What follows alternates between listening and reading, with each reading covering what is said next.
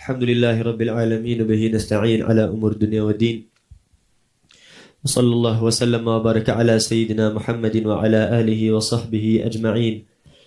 Alhamdulillah, kita merafakkan tinggi-tinggi syukur kepada Allah Subhanahu wa taala yang nama kita sebagai hamba Allah Taala memang tak boleh nak komplain, tak boleh nak menunding jari, tak boleh nak komplain pasal orang, tak boleh nak marah-marah orang lain. Yang nama hamba pada Allah Taala redha sahaja dan pandang hikmah di sebalik ketentuan Allah Taala.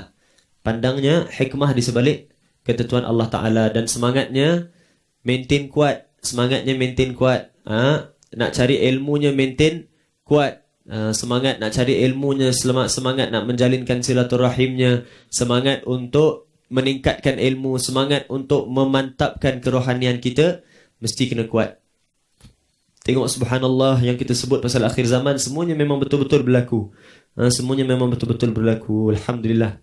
Apapun kita tetap syukur kepada Allah Subhanahu wa taala. Dah berlaku begini, makinlah kita patut mensyukuri dan makin kita patut menghayati nikmat yang kita ada seperti dalam adanya majlis-majlis seperti ini. Alhamdulillah. Baik, sambung baca kitab kita Petunjuk Tariqat ke Jalan Akhirat. Sambung kita muka surat 14. Darjat ahli keyakinan. Baik. Orang yang yakin ada beberapa darjat. Yakin sahaja tak sampai kepada darjat. Yakin sahaja ada banyak-banyak darjat. Tak semestinya asal yakin semua sama darjat. Bukan. Tak semestinya asal yakin semua sama darjat. Yakin para nabi dan rasul berbeza dengan orang awam. Yakinnya para wali dan salihin berbeza pula. Yakinnya orang-orang muslim lain, yakinnya orang kafir lain, yakinnya orang munafik lain pula. Sehingga disebutkan Sayyidina Ali bin Abi Talib, kalaulah diangkatkan hijab daripada aku dan perkara-perkara yang ghaib, nescaya tak bertambah sedikit pun iman aku. Kerana aku dah sedia beriman dan sedia yakin dengan perkara yang ghaib. Bukan bermakna aku yakin tapi bila angkat hijab aku bertambah yakin. Bukan. Itu levelnya Sayyidina Ali. Levelnya Sayyidina Ali dan wali-wali yang seumpama Sayyidina Ali karramallahu wajhah. Baik, disebutkan di dalam sini, dan ahli keimanan dalam keyakinan itu adalah atas 3 darjat. Darjat yang pertama iaitu darjat para ashabul yamin, golongan kanan. Kenapa disebut golongan kanan? Pertama, kanan tu isyarat kepada khair, isyarat kepada baik. Salam orang tangan kanan, makan tangan kanan, maka kanan itu adalah perkara yang baik. Dan yang kedua, kenapa disebut ashabul yamin? Kerana apabila dihimpunkan dengan Allah Ta'ala, ada yang ashabul yamin, orang-orang yang dihimpunkan dengan golongan kanan dan golongan kiri. Maknanya apa? Dekat dunia sahaja, orang baik diletakkan dekat mana? Dalam penjara? Tak, dalam penjara semua orang jahat. Dan jahat zahir lah. Jahat zahir. Sepatutnya yang macam kita dah jadi dalam penjara lama dah. Tapi sebab zahir kita kononnya baik, jadi dekat luar penjara. Dan dalam penjara barangkali ramai yang sepatutnya dekat luar penjara. Tapi sebab zahirnya jahat, maka dalam penjara tempatnya. Tapi ikut zahirnya, yang jahat dalam penjara. Sama, yang jahat diletakkan golongan kiri. Ini yang disebutkan kalau kita bangun dekat padang mahsyar nanti, belum dihimpun lagi. Bangun dekat padang mahsyar semua masih, dipanggil scattered. Bertebaran. Masih bertebaran. Bila semua bertebaran, ini yang disebut oleh Allah Ta'ala dalam ayat Al-Quran. Apabila bangun daripada barzakh, nak menuju ke mahsyar, daripada kuburan masing-masing, daripada tempat bangkit masing-masing, semuanya akan bangun menuju ke mahsyar. Apabila bangun, kadang sebelah kita orang beriman, sebelah kita orang saleh, sebelah sana orang kafir, dia bertebaran. Jadi bila bangun-bangun, itu yang Allah sebut dalam ayat Al-Quran. Orang-orang kafir dia akan mengatakan kepada orang beriman, wahailah orang-orang yang beriman, memandangkan Allah berikan engkau cahaya. Cahaya untuk apa?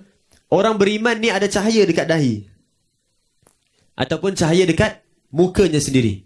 Antara ulama' mengatakan simahum fi wujuhihim min athari sujud. Ternampak pada wajah mereka tanda-tanda sujud. Tanda sujud apa dia? Cahaya daripada dahi mereka. Bukan tanda sujud dekat dunia lagi, luka dahi dia, hitam dahi dia sebab apa? Banyak sangat sujud. Bukan. Ini sujud yang banyak dan ikhlas. Banyak dan ikhlas. Sujud yang pure, yang betul-betul diterima oleh Allah Ta'ala, bangkit hari kiamat ada cahaya dekat dahi. Ada yang mengatakan dekat mukanya cahaya. Itulah cahaya yang akan guide. Dia tengok kat mana dia nak jalan, bercahaya jalan tu. Macam buka spotlight kan, boleh jalan. Orang kafir akan cakap, wahai orang-orang yang beriman yang mempunyai cahaya daripada Allah Ta'ala, pinjamkan pada kami cahaya engkau, ataupun izinkan kami nak tompang cahaya engkau. Orang Islam cakap apa? Nyahlah engkau wahai orang yang derhaka pada Allah Ta'ala, kerana hari ini Allah tak izinkan nikmat yang Allah beri pada aku untuk diberikan, dipinjam oleh engkau. Subhanallah. Sebab tu kita dekat dunia jangan belagak dengan wali-wali, dengan orang saleh. Depan orang saleh, depan wali, hatinya macam-macam hal. Nak naikkan diri dia, nak naikkan nama dia, nak dianya dapat nama, nak dianya ke depan. Depan wali, depan saleh macam tak ada malu. Tapi macam mana kita tahu siapa wali, siapa saleh? Dah tak tahu, buat baik dengan semua orang lah. Dah tak tahu, malu dengan semua orang. Sebab semua orang ada kemungkinan nak jadi wali. Semua orang ada kemungkinan nak jadi wali. Nak tahu siapa bukan wali? Nak tahu siapa wali lagi mudah, ataupun nak tahu siapa bukan wali lagi mudah? Mana lagi mudah? Kedua-dua susah. Salah satu mudah. Nak tahu siapa wali lagi susah, ataupun nak tahu siapa bukan wali lagi susah? Nak tahu siapa bukan wali lagi susah, lagi senang. Nak tahu siapa wali lagi susah. Memang tak boleh. Tak tahu wali melainkan wali kan? Tapi nak tahu siapa bukan wali, paling senang. Macam mana? Tengok dekat cermin. Confirm bukan wali. Dah senang cerita. Kan senang. Tengok dekat cermin, confirm bukan wali. Nak tahu siapa wali? Susah. Nak tahu siapa bukan wali? Senang. Nak tahu siapa yang kemungkinan lepas ni jadi wali pun mudah. Macam mana? Tengok dekat cermin. Yang dalam cermin tu bukan, yang lain ya. Yang lain ada kemungkinan jadi wali. Yang dalam cermin jangan mimpi nak jadi wali. Senang cerita. Tapi kalau kita tak mimpi nak jadi wali, kalau kita tak rasa possible orang macam kita jadi wali, nanti betul-betul Allah tak jadikan kita wali, macam mana?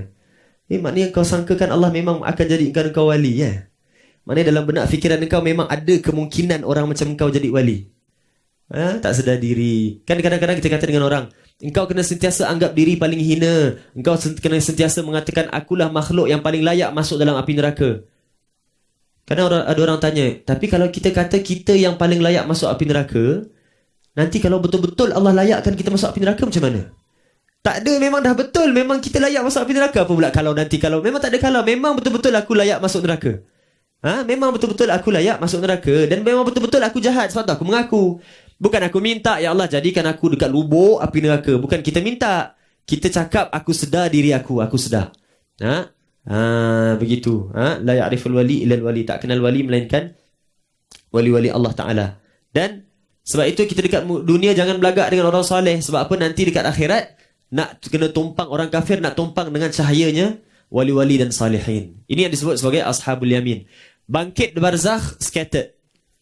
Menuju sama-sama, semua menuju, yang salihin dan wali diiringkan oleh malaikat ke ashabul yamin, belah kanan punya kelompok. Adapun orang kafir dimasukkan ke belah kiri. Ada yang kata dekat mahsyar pun scattered juga.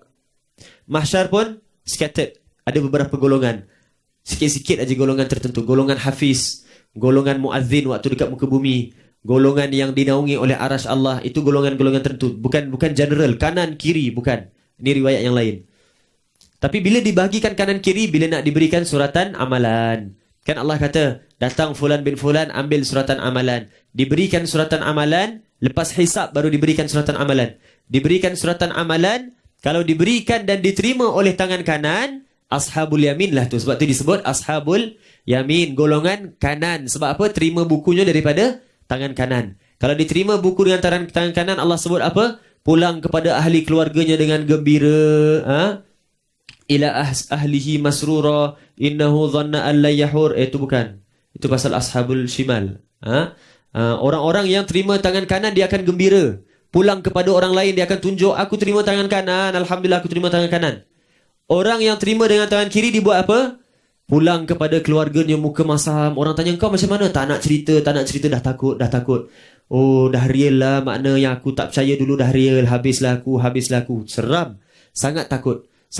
Tapi orang yang dekat bumi diberikan ketakutan begitu, pecah terus jantungnya. Sebab terlalu takut boleh pecah terus jantungnya. Tapi dekat akhirat Allah tak izinkan engkau mati. Death is not your escape. Why? No more death. Dah tak ada kematian. Kau takut biar hati kau macam nak pecah sekalipun, tapi tak pecah je tinggal. Tinggal tak pecah je, tapi ketakutan tu rasa. Kita sendiri orang COVID kan. Orang COVID yang dah kena tahulah. Orang COVID, dia kalau kena COVID, mana lagi takut? Lepas dah confirm COVID dalam ward ataupun waktu tengah tunggu result COVID. Tunggu result. Tengah tunggu result sangat takut. Tengah tunggu result tu, bila tengah tunggu result, jalan dekat rumah tiba-tiba bunyi ambulans punya bunyi. Terus dia, kita gitu. Tak gitu. Dulu waktu kita kena test tu, tengah tunggu result apa semua, kena pakai gelang. Dekat rumah duduk sebab ada close contact kan. Dia duduk dekat rumah, duduk aja, diam aja. Bunyi kereta lalu dekat depan, nampak macam pejabat kesihatan punya tengok, Kementerian Kesihatan punya tengok kat luar. Dia berhenti rumah aku ke? Bukan bunyi lori sampah. Seram. Takut masuk lori sampah pun okey. Ni masuk kereta Kementerian Kesihatan walaupun ada aircon, seram. Baik aku masuk lori sampah. Takut. Menunggukan azab yang akan datang itu sangat-sangat takut. Sangat-sangat takut. Tapi Allah biarkan jantung kita rasa, biarkan diri kita rasa. Sangat-sangat takut. Kecewa habislah waktu tu dengan apa yang kita dah buat. Kenapa engkau tak percaya? Kenapa engkau layankan nafsu engkau? Kenapa engkau biarkan nafsu engkau gemuk? Kenapa waktu tu? Kenapa dah tak ada manfaat lagi engkau kenapakan diri engkau? Allah selamatkan kita lah hari-hari tersebut. Baik. Darjat pertama iaitu darjat para ashabul yamin golongan kanan ialah mempunyai kepercayaan yang pasti. Dan dalam pada itu boleh juga berlaku keraguan dan kegoncangan apabila berlaku sesuatu yang mengganggu gugatnya. Dan ini diibaratkan dengan keimanan. Ashabul yamin adalah paling rendah punya level orang yang masuk syurga. Apa? Mereka ini mempunyai keyakinan, mempunyai pegangan yang kukuh pada Allah Ta'ala, tetapi kadang-kadang boleh turun. Ini yang disebut orang awam, iman yazid wa yanqus. Naik dan turun. Kan? Naik dan turun. Dan orang begini, orang-orang awam. Orang awam. Macam siapa? Macam kita. Macam kita. Naik iman kita. Entah orang awam pun kita bukan. Bukan entah-entah. Memang confirm bukan kita orang awam pun tak. Kalau aku jumpa orang awam yang imannya ada tapi naik dan turun, aku nak minta syafaat daripada dia. Orang macam aku ni imannya turun. Orang Kelantan sebut apa? Koya. Kan? Khayal aja. Konon-konon aja iman kau naik. Konon-konon aja. Subhanallah. Orang gini imannya naik dan turun. Tapi soleh tak? Orang soleh. Orang baik. Orang beriman. Masuk syurga tak? Masuk syurga. Tetapi imannya naik dan turun. Bila diganggu, bila ditekan, boleh turun. Kemudian dibalik-balik pada Allah Ta'ala. Sebab tu dalam hadis Nabi sebut, semua anak Adam, kullu bni Adam khata'in. Semua anak Adam adalah melakukan kesalahan, iaitu maksiat. Dan terbaik di kalangan mereka yang melakukan kesalahan ialah mereka yang sentiasa bertaubat. Sebab apa? Memang orang awam begitu. Imannya naik dan turun. Bila imannya turun diganggu, serta-merta dia taubat pada Allah Ta'ala. Yang menjadi masalah sekarang apa dia? Imannya turun, pertama sekali dia tak sedar pun iman dia turun. Itu musibah sangat besar. Dia tak sedar pun iman turun. Kadang-kadang orang tanya, boleh ke sedar iman turun? Boleh. Contoh apa? Saya selalu buat contoh ni. Bila kita pergi mana-manalah jumpa dengan orang-orang yang, maaf cakap, orang yang banyak cakap, talkative. Asal jumpa je memang bercerita aja orang ni. Entah manfaat, entah tidak, dia pun tak tahulah, dia main cerita je. Dan asal bercerita, mesti kebanyakannya tak manfaat dan kebanyakannya mengguriskan hati orang. Contoh bila balik rumah, balik kampung, oi, kahwin dah berapa lama, anak dah ada belum? Kan mengguriskan hati orang. Kau pasal nak tanya orang pula kan? Jumpa dengan orang gitu, balik kampung jumpa dengan orang gitu, daripada awal lagi kita dah blok hati kita. Alamak, orang ni datang, dah lah aku layankan je lah. Asal nak layan aja, ambil syarat kan? Bila kita ambil syarat, hati kita tak wholehearted, tak betul-betul bulat-bulat nak layan dia. Kita sikit aja ambil syarat aja. Bila kita ambil syarat, dia bual dengan kita 2 jam, 1 jam, 5 minit sekalipun, Sekejap aja lepas kita bual dengan dia, kita ingat balik tak apa dia sembang? Dah tak ingat dah. Sebab apa? Daripada awal kita blokkan hati kita. Tapi kalau guru kita, mak ayah kita, orang yang kita sayang, isteri kita, isterinya biasa, 1 second, 2 second after that, dah lupa dah apa dia cakap. Sebab apa? Hampir tiap-tiap waktu dia bercakap. Tak adalah, astagfirullahaladzim. Bukan, ha? Bukan. Kadang suaminya yang banyak cakap. Ha? Apa dia cerita tadi? Jadi awal-awal lagi kita dah block kita punya hati kan? Kita dah tak nak layan dia. Sebab apa? Kita tak anggap apa yang, kita tak ambil berat dengan apa dia cakap. Bila kita tak ambil berat dengan apa dia cakap, sekejap aja kita lupa.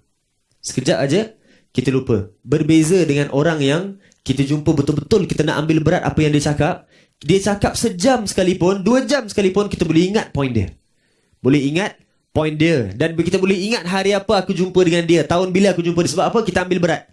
Sama dengan orang yang ambil berat dengan keimanannya, ambil berat dengan aktiviti hatinya, ambil berat dengan dekat mana dah tercemar hatinya, dekat mana hati dia dah pergi. Istilah hati kita ni macam dekat tengah-tengah, apa dia panggil? Chessboard. Kan? Apa dia panggil? Chess lah. Kan? Board chess. Hati kita kat tengah-tengah. Bayangkan hati kita ni dah pergi ke mana? Pergi ke kotak sana. Kotak apa? Kotak maksiat mata. Berapa kali? Dah pergi ada keluar balik ke tak? Nampak macam aku pergi waktu tu berapa jam aku dalam maksiat mata Ada dalam 2 jam. Kemudian aku keluar balik hati aku. Kemudian dia masuk dalam kotak apa pula? Kotak khayal, kotak panjang angan. Berapa lama Dalam 10 minit aku angan-angan kosong. Kemudian dia keluar balik. Kemudian dia pergi mana? Kemudian dia pergi solat. Tapi dalam solat betul-betul dalam kotak solat ke? Bukan. Dalam solat aku pergi. Kalau bayangkan gitu, banyak tak maksiat hati kita? Banyak, sangat banyak. Dekat mananya kotak Allah Ta'ala? Dekat maknanya kotak betul-betul taubat pada Allah Ta'ala? Dekat mana? Sebab tu kena bayangkan kat mana hati aku dah pergi. Apa hati aku dah buat? Bila kita peka dengan perkara tersebut, maka setiap gerak-geri hati, iman kita turun sikit pun kita boleh perasan. Iman turun sikit sahaja pun boleh perasan. Allah, hari ni aku dah kurang. Terus taubat. Sebab tu boleh terus taubat. Maka berlakunya masalah, ashabul yamin ni adalah orang yang imannya naik turun. Macam kita, iman kita kan boleh naik dan boleh turun. Tapi kenapa tak naik-naik? Turun sebab apa?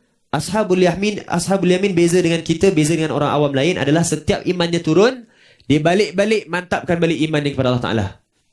Mantapkan balik dengan taubat.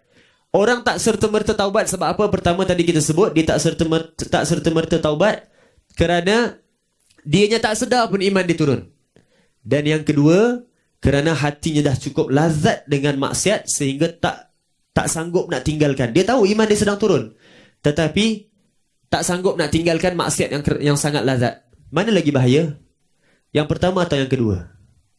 Yang pertama lagi bahaya sebab dia tak sedar iman dia turun. Antara golongan yang imannya turun dan turun, bahkan boleh batal iman sekalipun, tapi dia tak sedar siapa? Golongan yang pahaman sesat. Antaranya Wahabi. Lagi siapa? Ni kena hati-hati. Golongan yang idea dia liberalism. Tapi dianya pakai, kan ada ramai sekarang kan? Pakai kopiah, boleh pergi surau, kadang boleh sebut ya Allah, boleh sebut Allahu Akbar, Alhamdulillah. Tapi solatnya tak, sebab apa? Liberal. Pokoknya golongan LGBT lah. Feminism. Apa idea-idea dia semua tu lah. Macam-macam lah. Liberalism. Kan? Sekarang kan ramai. Laki-laki perempuan ramai. LGBT punya geng ni apa semua. Semua tu paling susah sekali. Kalau dah masuk ideologinya ke arah gitu, paling susah nak buat dia sedar bahawasanya iman kau dah turun. Iman kau dah dahsyat sangat sekarang. Iman kau dah bahaya. Dan iman kau dah batal sekalipun. Susah sangat. Sebab apa? Iman dia dah jatuh tapi dia sangka dia betul. Dia sangka dia betul. Kalau iman kita turun, kita sedar tapi maksiat sangat lazat, masih ada harapan. Boleh terus taubat pada Allah Ta'ala, terus taubat. Nanti kalau terus merta-merta taubat, Allah akan keluarkan daripada lautan maksiat. Keluarkan daripada lautan maksiat. Baik, yang kedua, darjat kedua iaitu darjat para muqarrabin, golongan yang didekatkan. Subhanallah. Dia tak sebut golongan yang dekat. Golongan yang didekatkan.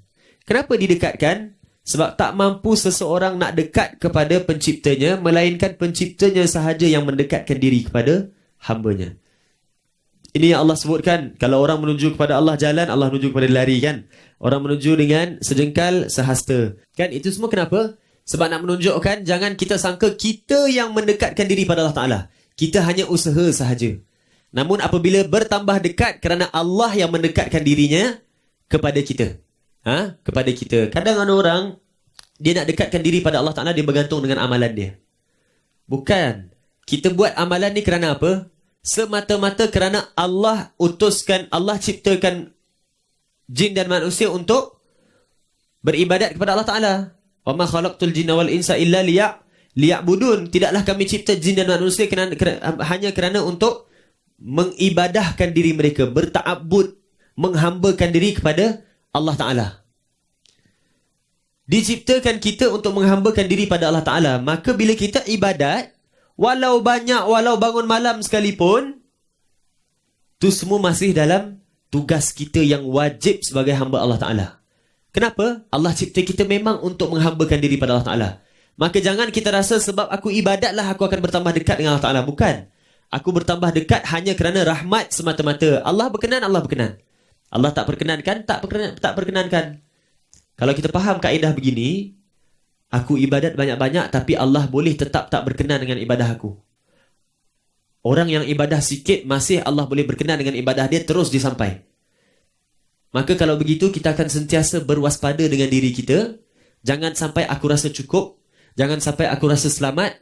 Pada orang lain kita akan sentiasa sangka baik. Orang ni walaupun amalan dia tak banyak, walaupun zahir dia penuh maksiat, entah malam-malam dipanggil Allah, Allah sekali sahaja Allah berkenankan. Sampai terus. Aku yang banyak ibadat ni konon-konon tak ada maksiat. Sampai bila pun kalau Allah tak restu dengan amalan aku, masih aku tak sampai pada Allah Ta'ala. Maka kalau begitu, tak ada dia nak sangka baik dengan diri dia. Dia sentiasa berwaspada dan tak rasa cukup. Pada orang lain sentiasa dia bersangka baik. Sebab tu disebutkan golongan yang didekatkan.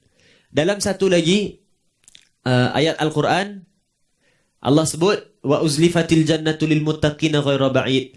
Kami dekatkan kepada para muttaqin, orang-orang yang bertakwa, akan kepada mereka itu syurga, sehingga syurga itu dengan mereka taklah jauh. Maknanya apa? Bukan orang tu mendekatkan diri supaya masuk syurga. Bukan. Tak boleh dekatkan diri untuk masuk syurga. Hanya bila Allah yang ambil syurga dekat pada mereka. Kerana yang nama hamba memang tak mampu nak promote dan nak kurang di sisi Allah Ta'ala. Hanya Allah yang naik dan yang turunkan siapa-siapa dia nak. Sebab tu para muqarrabin, orang-orang yang dekat dengan Allah Ta'ala ni, sangat istimewa. Kenapa? Mereka ini berusaha di mata pandangan Allah Ta'ala itu, sangkingkan usahanya mereka itu sehingga Allah dekatkan dirinya Allah itu kepada mereka. Allah dekatkan dirinya kepada mereka. Orang yang Allah dah dekatkan dirinya kepada mereka dan Allah dah dekatkan syurga kepada mereka, istimewa tak orangnya? Sangat-sangat istimewa. Sebab apa? Pertama kita kena tengok Allahnya siapa. Allah tu adalah Tuhan yang menciptakan ahli maksiat, menciptakan ahli taqwa, menciptakan ahli iman, menciptakan semua makhluk yang ada. Allah adalah Tuhan, yang lain semua adalah makhluk. Dan Tuhan tak perlu kepada secebis makhluknya sekalipun. Dalam Tuhan tak perlu, dalam mereka tak memberi faedah pada Tuhan, dalam mereka tak mengurangkan faedah pada Tuhan, tapi tetap Allah sudi nak dekatkan dirinya kepada hamba itu. Special tak maknanya hamba tu? Sangat-sangat special. Sangat-sangat disayangi oleh Allah Ta'ala. Allah tak perlu tahu makhluk semua.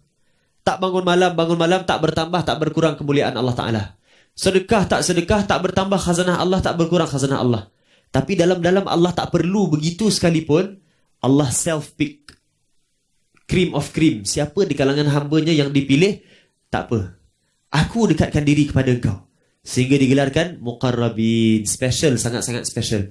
Sebab itu bila duduk dengan ahli muqarrabin, Nabi Zakaria dan Siti Maryam.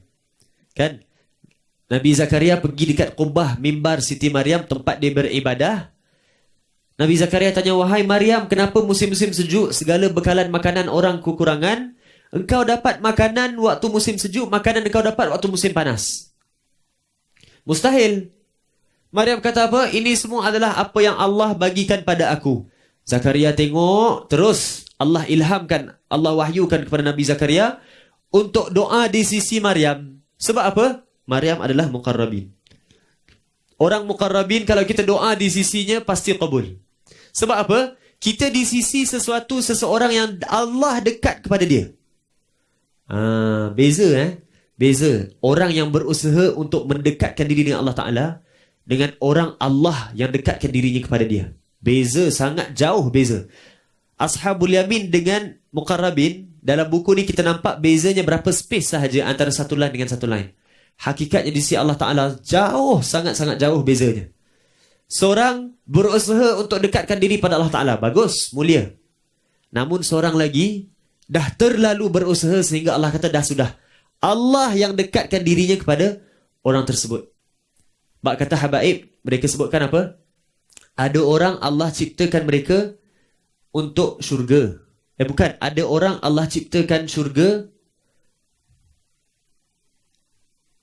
Ada orang Allah ciptakan mereka untuk menghuni syurga. Mulia. Sebab apa Allah ciptakan mereka untuk menghuni syurga?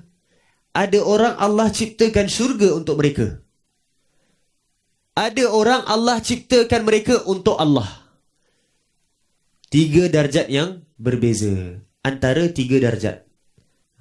Kita kan ada antara 2 darjat kan, cerita Piramli. Ni antara 3 darjat. Subhanallah, sangat-sangat jauh beza. Dan orang yang Allah dekatkan dirinya kepada mereka itu sangat-sangat istimewa. Sangat istimewa. Ialah kepenuhan iman dan ketetapannya dalam hati. Tiada berkemungkinan berkurangnya iman itu. Malah ada kemungkinan iman itu akan bertambah. Kurang tak mungkin, bertambah memang, always, constantly bertambah. Dalam darjat ini perkara yang gaib akan menjadi syahadah terang. Dan ia diibaratkan dengan keyakinan. Baru sampai pada tahap yakin. Awal tadi belum yakin. Tapi Allah terima masuk ahli syurga. Sebab apa? Kadang yakin, kadang tak yakin. Tapi dia berusaha untuk terus yakin. Dalam dia berusaha, kadang-kadang jatuh, kadang-kadang jatuh.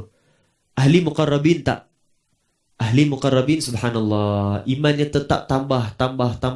Constantly bertambah.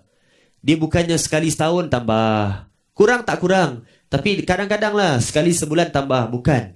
Setiap detik waktu imannya bertambah. Ini yang disebutkan. Kita kalau dengar cerita ni, jangan kita pula rasa, iman constantly bertambah. Kalau orang tu hidup 100 tahun, orang tu hidup 90 tahun, kalau constantly bertambah, sampai mana iman dia duk bertambah, takkan tak sampai dia punya threshold dia punya limit dia. Tak sampai limit. Boleh tambah. Mana boleh sampai limit? Iman tak ada sampai limit. Sebab apa? Allah tak ada limit. Kan dalam ayat Al-Kahfi hujung-hujung disebut apa?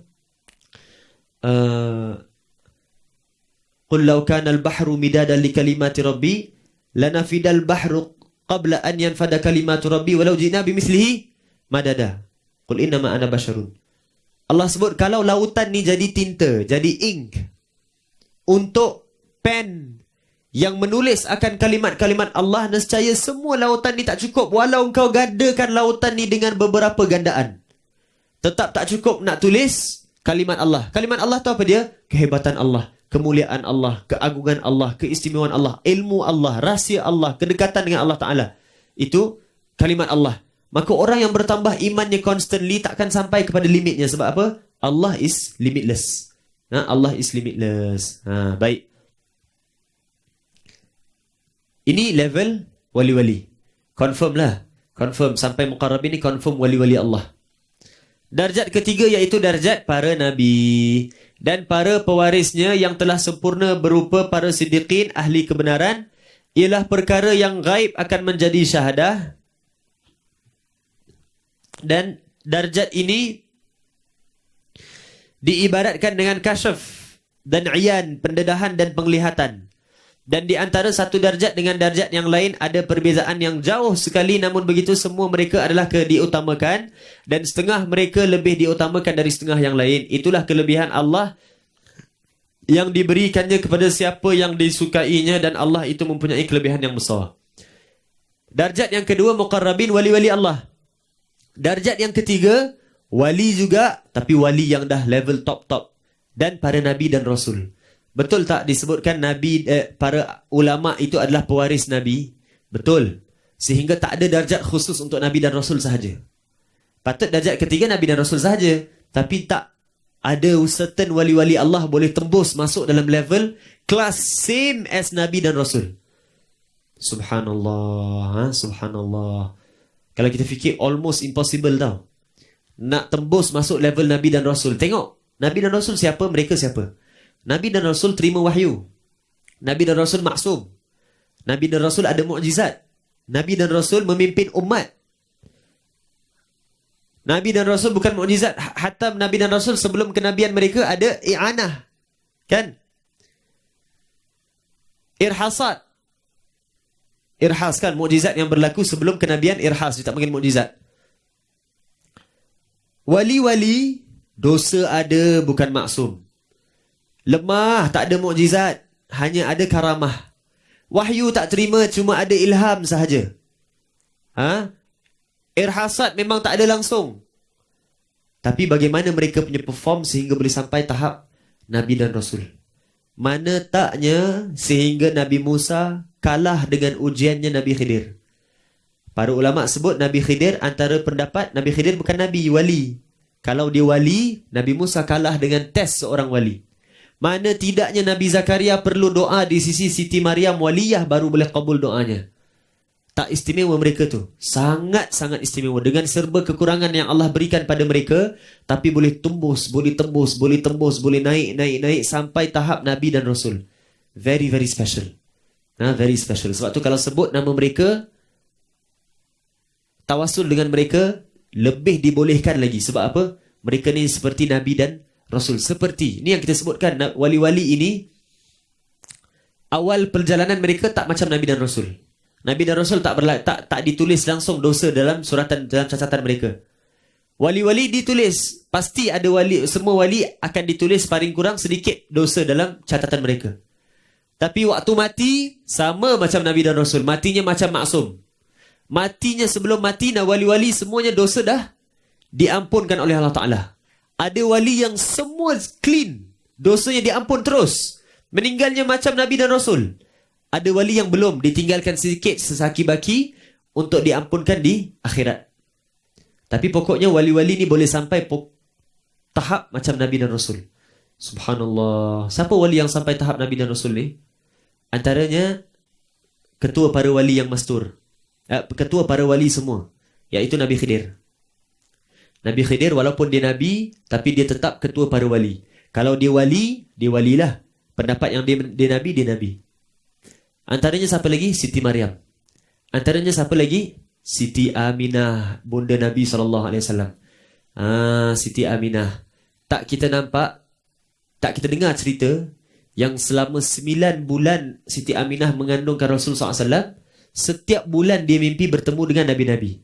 Mula dengan Nabi Adam sampai terakhir Nabi Isa. Mimpinya siapa? Para Nabi. Nabi datang kepada dia kan? Untuk ambil berkat zuriat yang ada dalam rahimnya. Siti Aminah sampai pada tahap yang seperti Nabi dan Rasul. Sebab apa? Dia mengandungkan Nabi yang paling istimewa. Kan? As simple as that. Dia mengandungkan Nabi yang paling istimewa. Sekarang tak faham logik orang yang kata Siti Aminah ni kafir, Siti Aminah ni mati musyrikah. Astaghfirullahalazim. Nabinya mengandung dalam perutnya. Ini apa? Tak engkau dapat iman melainkan yang pernah ada dalam perutnya. Boleh kata dia musyrikah, subhanallah. Abdul Muttalib aja yang tak mengandungkan Nabi, Abdul Muttalib aja dia orang kata apa? Mati iman kan? Mati Islam. Sebab apa? Abdul Muttalib percaya dengan iman Hanafiyah. Hanifah. Tauhid Hanifah, tauhid Nabi Ibrahim. Ini Aminah dengan Abdullah kafir. Allah, tak faham. Tak faham. Lagi yang sampai tahap begitu siapa? Sampai tahap begitu Syekh Abdul Qadir Jailani, Imam Abu Yazid Al-Bustami. Siapa lagi? Sayyidina Al-Faqih Mugaddam. Itu tak payah ceritalah. Imam Sagaf, Imam Haddad, Imam Al-Attas. Itu semua sampai dah tembus. Very high punya makam. Sebab tu jangan kita terkejut kalau Imam Haddad, Imam Ghazali ni apa semua jumpa meeting dengan Rasulullah every single day. Boleh jadi every day few times jumpa dengan Rasulullah. Mustahil lah, mustahil. Kerap sangat ni. Kerap sangat pula kita pula yang kirakan siapa kerap, siapa tak kerap. Bukan. Sebab apa? Tahap mereka dah macam Nabi dan Rasul. Sebab tu boleh kerap-kerap jumpa. Boleh selalu jumpa. Baik. Dia tengok dekat sini. Dah lah tadi kita sebut antara darjat pertama, darjat kedua, darjat ketiga sangat jauh bezanya. Dalam darjat ketiga pun ada beberapa darjat. Betul? Disebut dekat situ apa? Dan di antara satu darjat dengan darjat yang lain adalah perbezaan yang jauh sekali. Satu makam dengan satu makam dalam darjat yang ketiga ini, satu darjat dengan darjat yang satu lagi sangat jauh. Sangat jauh. Sangat jauh. Sangat-sangat jauh. Sangat jauh. Subhanallah. Wali-wali punya hal. Dia ni wali-wali ni kalau kita tengok macam spesies lain. Macam golongan orang yang totally different from anyone else.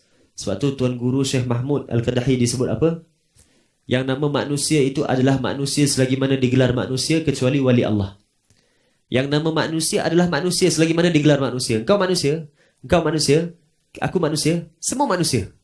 Selagi digelar manusia, manusialah. Kalau manusia tu apa? Ada hawa nafsunya, ada sifat munafiknya sikit, perlu taubatnya, jatuh maksiatnya, bangun baliknya, kan?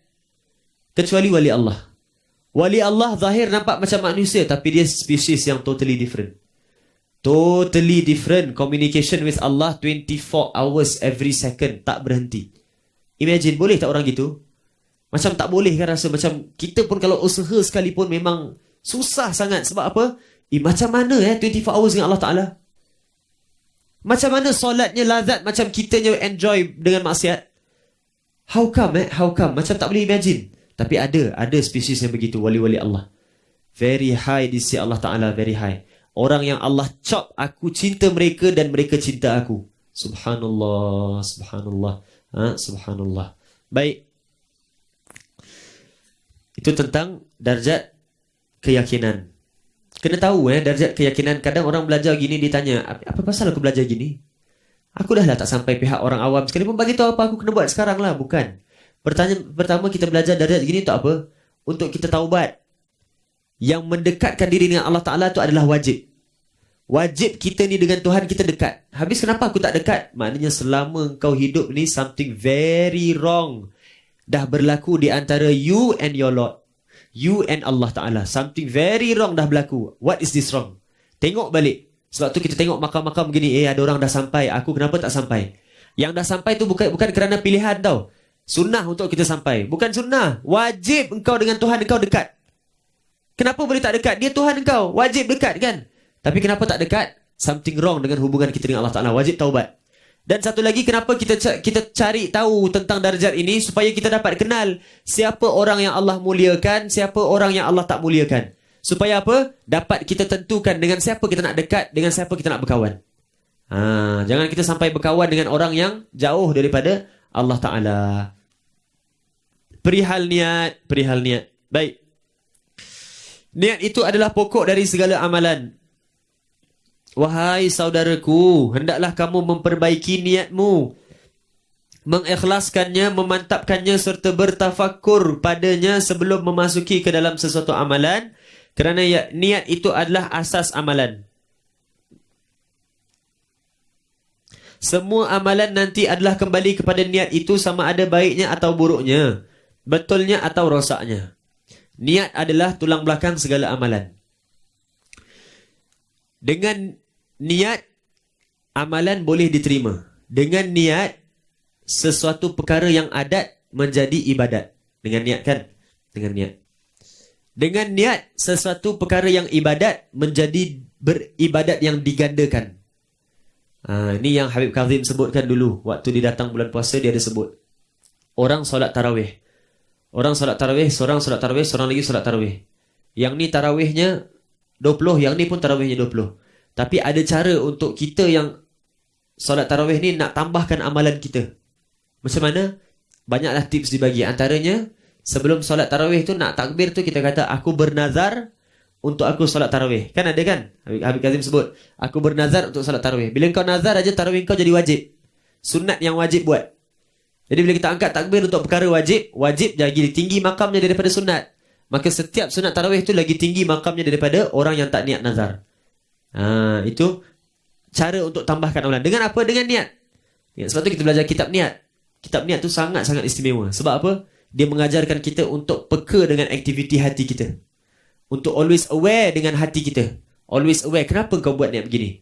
Imam Al-Habib Ali Al-Habsyi disebut apa? Aku takkan pernah hadir mana-mana majlis, kecuali dalam perjalanan nak ke majlis itu, aku akan cek dan cek dan cek beratus-ratus kali, berpuluh-puluh kali. Apa niat aku hadir? Kenapa aku hadir? Sebab siapa aku hadir? Sebab apa aku hadir? Aku hadir nak dapat apa? Aku hadir nak bagi apa? Aku hadir untuk dipandang oleh siapa? Aku hadir untuk memandang siapa? Semua dicek, cek. Berpuluh-puluh kali. Dan dia kata apa? Dalam berpuluh-puluh kali aku cek niat aku itu, kalau satu sahaja niat bukan kerana Allah Ta'ala, aku balik, aku tak hadir majlis tu.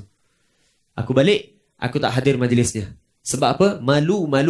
Aku buat konon ibadat tapi niatnya bukan kerana Allah Ta'ala. Niatnya bukan kerana Allah Ta'ala. Niat tulang belakang segala amalan. Baik. Sebab tu disebut bertafakur. Bertafakur dengan niat. Niat ini, tafakur pada ibadat ada 3 stage. Tafakur pada ibadat ada 3 stage. Stage pertama, tafakur pada ibadat. Stage pertama, tafakur sebelum ibadat. Stage yang kedua, tafakur, ni tafakur niat. Tafakur niat ibadat ada 3 stage. Pertama, tafakur niat ibadat sebelum ibadat. Yang kedua, tafakur niat ibadat tengah-tengah ibadat. Yang ketiga, tafakur niat ibadat selepas ibadat. Kenapa? Bawa contoh. Contoh orang pergi solat dekat masjid. Tafakur sebelum pergi solat dekat masjid. Nak pergi solat dekat masjid, sebelum pergi dia niatkan, aku solat ni sebab apa? Supaya orang kata aku berani, kerana orang tengah Covid, aku sendiri sanggup pergi solat. Kerana orang. Aku pergi solat kerana apa? Kerana supaya aku tak malu dengan bapa mertua aku. Contoh. Aku pergi solat kerana apa? Kerana ahli karya aku dah lama tak jumpa aku. Nanti orang kata aku ni bukan ahli solat pula. Contoh, macam-macam kan? Itu sebelum ibadat. Dah clear sebelum ibadat, pergi. Ni kena faham kena faham. Kadang ada orang kata, kalau aku niat bukan kerana Allah Ta'ala, aku cancel ibadat. Sebab tu ada orang yang dah konon terlalu makrifat. Konon terlalu makrifat sampai kita nampak dia, kau ni sebenarnya gila isim. Bukan makrifat, terlipat. Cakap apa? Kau solat ni semua untuk apa? Betul ke kerana Allah Ta'ala? Kalau betul kerana Allah Ta'ala, kenapa kau masih buat maksiat lain? Habis kau kenapa tak solat? Aku tak solat sebab aku tahu yang lain punya niat pun aku tak beres. Ini kan niat untuk solat. Niat untuk solat aku tak boleh beres, aku tak solat lah. Apa guna kau solat sedang niat tak beres? Bukan gitu. Kaedahnya apa? Kalau nak pergi buat ibadat, niatnya bukan kerana Allah Ta'ala. Kalau kita buat ibadat, niat bukan kerana Allah Ta'ala, syaitan akan suka. Tapi kalau kita batalkan ibadat kerana niat bukan kerana Allah Ta'ala, membatalkan ibadat itu lagi menggembirakan syaitan. Paling kurang usaha untuk ibadat, dan dalam ibadat usaha untuk betulkan niat. Sebelum menuju ibadat, usaha nak betulkan niat. Sebab tu jangan confuse. Aku pergi ni kerana orang. Tak payah pergilah. Tak boleh. Meninggalkan ibadat kerana orang adalah ujub. Melakukan ibadat kerana orang adalah riak. Ujub ni apa? Merasa aku bagus. Pasang medal pada diri sendiri kan. Masuk race tak ada orang lain. Dia seorang sahaja. Menang nombor pertama, dia pasangkan medal pada diri dia. Kan? Itu ujub. Sendiri rasa tak ajub. Ajib. Kan? Ajib kan? Ujub. Duduk sorang-sorang. Ajib. Ada ke tak dalam kampung ni orang yang makam macam aku? Itu ujub. Syok sendiri. Riak apa dia? Riak buat ibadat tapi untuk orang lain. Kau tinggalkan ibadat kerana orang, itu ujub. Sebab apa? Meninggalkan ibadat itu sendiri satu amalan. Kau dah buat satu kelakuan dan satu amalan untuk orang, itu adalah ujub.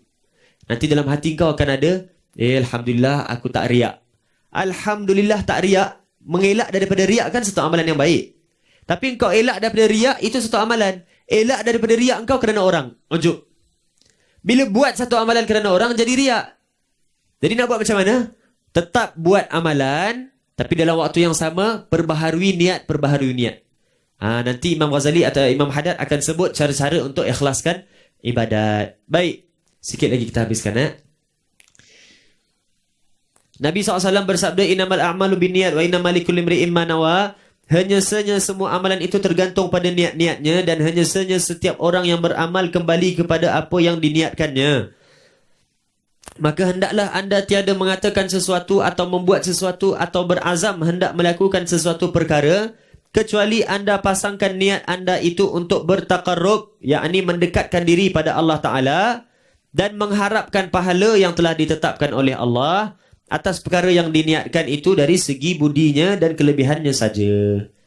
Niat kerana Allah Ta'ala. Ini kita baca very high standard tau Imam Haddad letak. Imam Haddad kata apa? Jangan kau sama sekali buat apa-apa kelakuan melainkan semua kerana Allah Ta'ala. Kan very high standard. Ini level Nabi, level wali-wali top-top boleh lah. Kan? Tapi macam mana? Kenapa Imam Haddad sebut dalam kitab orang awam? Ini sifat pendakwah.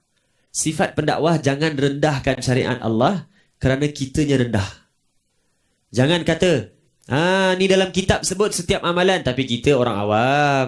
Paling-paling tidak engkau punya solat. Paling-paling tidak engkau punya puasa. Tak boleh. Set very high, ikut apa yang Allah dan Rasul set. Boleh tak boleh lain cerita. Yang tak boleh, taubat. Yang boleh, syukur. Yang kita yang tak boleh, taubat dan azam.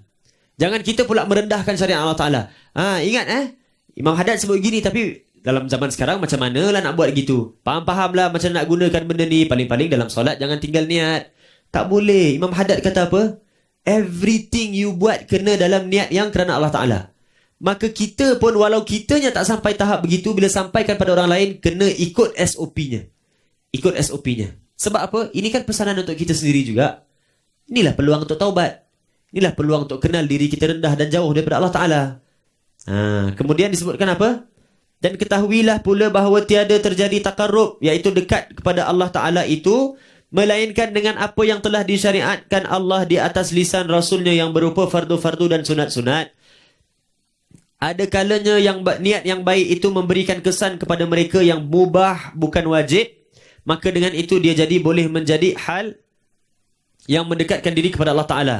Dari segi hukum, setiap yang ditempuh dari amalan itu, hukumnya dipandang kepada niatnya. Umpama seorang yang makan kerana tujuan taqwa, yakni dia meniatkan itu kerana hendak membuat ketaatan kepada Allah Ta'ala, atau dia mendatangi isterinya dengan niat hendak mendapatkan anak yang soleh yang akan menyembah Allah Ta'ala. Ini yang kita sebut niat yang membezakan adat dan ibadat. Niat yang membezakan adat dan ibadat. Baik. Niat yang membezakan adat dan ibadat. Disebutkan dekat sini, tadi awal-awal disebut apa? Niat mendekatkan diri dengan Allah Ta'ala adalah berlalui mengamalkan fardu dan sunat. Kenapa disebut amalkan fardu dan sunat? Topiknya pasal niat. Belum masuk amalan zahir. Tapi dia dah sebut amalan. Kenapa? Orang kadang salah faham. Tak apa, aku dah ada niat. Kan gitu kan? Aku dah niatkan. Aku dah niatkan. Ente bukan puasa ke tadi pagi? Ana puasa. Tapi sakit sikit lah perut Ana. Tapi ente puasa kan? Puasa kan amalan. Tahan dah sikit. Alah tak apa. Kan anda dah niat.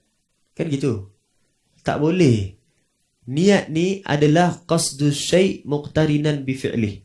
Mengkasadkan sesuatu yang serta-merta diikut oleh amalan. Amalannya apa? Amalannya adalah tekad dan teguh dalam azam untuk menyempurnakan ibadat yang kita niatkan. Kalau daripada awal puasa, kita niatnya rapuh, puasa kau sangat rapuh, kemungkinan tak diterima pun. Sebab tu nak melakukan ibadat kena ada jazam, yakin, kuat keyakinannya untuk menyempurnakan ibadat tu. Sebelum solat, tak boleh, alang aku solat lah. Ataupun, ni lapar lah perut, makan dululah. Kalau makan dulu nanti susah pula, dah lewat nak solat pula, susah. Alang-alang aku solat lah dulu, settlekan solat, lepas ni boleh makan tenang-tenang. Kan selalu gitu kan? Tapi perut tengah lapar ni. Maknanya apa? Solat engkau asal lepas batuk di tepi tangga je. Macam, alang-alang aku solat lah. Alang-alang solat, niatnya ada tak? Ada niat solat. Tapi niatnya rapuh. Solat, ibadat yang niatnya rapuh tak sempurna, Kan syarat ibadat kena niat jazam. Contoh, orang haid nak puasa. Tengok macam ada lagi kesan haid. Macam dah nak habis. Rasa-rasa berapa jam nanti habis ni. Sebelum dia nampak habis dia punya haid, dia tidur. Sedar-sedar dah masuk waktu puasa. Lepas subuh, dah masuk subuh. Sedar-sedar 6.30, kan dah masuk subuh. Kalau sedar sebelum subuh, dia boleh cek dulu. Keluar tak darahnya. Kalau tak keluar, dah suci. Wajib puasa. Tapi dia tak cek. Dia tak cek bangun-bangun dah masuk waktu azan subuh. Bila dia cek lepas subuh, dah suci. Sucinya bila? Lepas subuh atau sebelum subuh? Titisan darah yang terakhir tu sebelum subuh atau selepas subuh? Kalau dia tak yakin sebelum subuh, dia niat juga puasa, diterima tak puasanya? Tak diterima. Sebab apa? Niat ibadat wajib jazam. Wajib kuat dan mantap niatnya. Termasuk dalam kita berazam untuk sempurnakan niat. Ana nak puasa hari ni. Tapi kenapa kau nak solat? Kenapa kau nak puasa? Aku solat kerana tak lama lagi aku kena makan. Waktu dah lambat ni aku solat. Alang aku solat dululah. Alang-alang kau solat, niatnya tak jazam, niatnya tak kukuh. Niat kukuh nak solat apa dia? Aku niat dalam solat ni aku nak dapat pengampunan daripada Allah Ta'ala. Aku niat solat aku adalah meeting dengan Allah Ta'ala. Aku niat Allah dah panggil aku untuk solat. Beberapa minit ni jangan aku rugikan. Beberapa minit ni boleh buat aku husnul khatimah. Aku nak betul-betul punya dapatkan manfaat daripada waktu yang berapa minit ni. Supaya dengan waktu berapa minit ni Allah jadikan setiap detik waktu aku dalam taat. Jadi niat betul-betul. Kuat niatnya. Kuat nak sempurnakan niat. Baru akan diterima di sisi Allah Ta'ala. Nak puasa, aku niat betul-betul, niat betul-betul. Orang yang niat betul-betul untuk puasa, sakit sikit dia tahan. Kadang ada orang dia punya cakap macam tak masuk akal. Engkau kan sakit, tahanlah sikit, puasa. Sakit ni darurat tau. Tak darurat lah, aku nampak tak darurat. Mana kau tahu? Badan aku darurat lain, engkau punya darurat lain. Boleh pula gitu, tak ada. Ikhlas dengan Allah Ta'ala. Niat engkau daripada awal macam mana? Kalau niat daripada awal ni dah rapuh, sikit aja darurat. Sikit aja mudarat. Tak ada. Niat daripada awal, biar kuat. Kerana natijah pada niat adalah amalan. Dan natijah pada amalan baru boleh dekat dengan Allah Ta'ala. Tak boleh niat sana sini, tapi mengharapkan dekat dengan Allah Ta'ala. Tak boleh. Wallahu a'lam. Rabbana taqabbal minna innaka antas samiul alim.